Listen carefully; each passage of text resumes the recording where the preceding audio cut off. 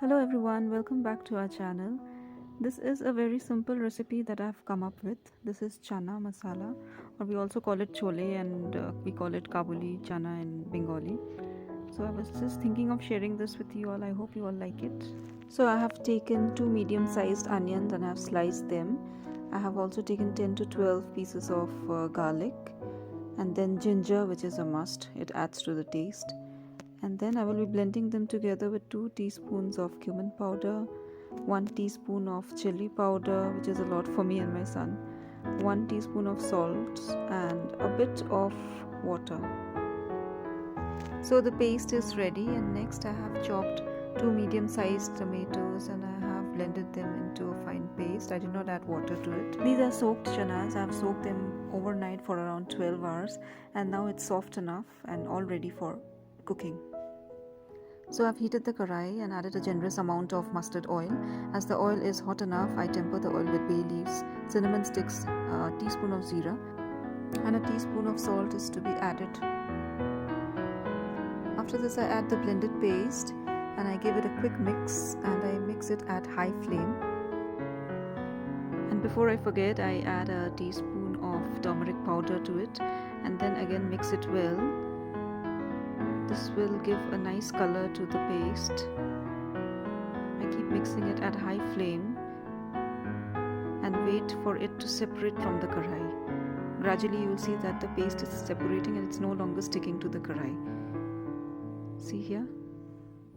It's no longer sticking to the karai, and now I know that my paste is cooked. Then I add the tomato puree, the tomato paste, and I'll mix it well, and I will cover cook it for around 5 to 10 minutes so that the tomato is not raw. So here I'm stirring it at high flame again after close cooking it for 10 minutes approximately, and the masala is almost prepared. It's not.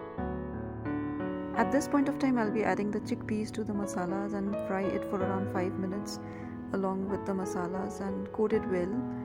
We also call it Chana in Bengali. My next step is to add half a cup of tea that I have brewed previously. This will give a brownish shade, a brownish color to the entire preparation. Some people even prefer adding a tea bag into the entire preparation and then removing it later. I like it this way.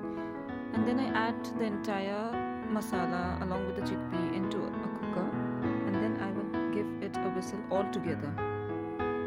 So here is the garam masala that I've added, and this is baking soda, which started reacting as soon as it came in contact with the hot curry. Friends, I'll be adding this date sauce for a hint of tanginess in the entire preparation.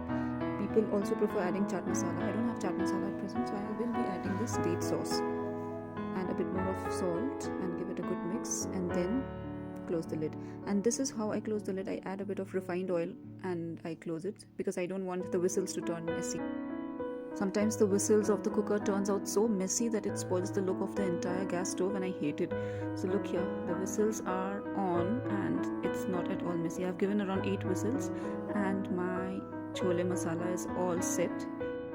So friends, this is my way of preparing chana masala. I'm sure most people have some other ways of preparing it too.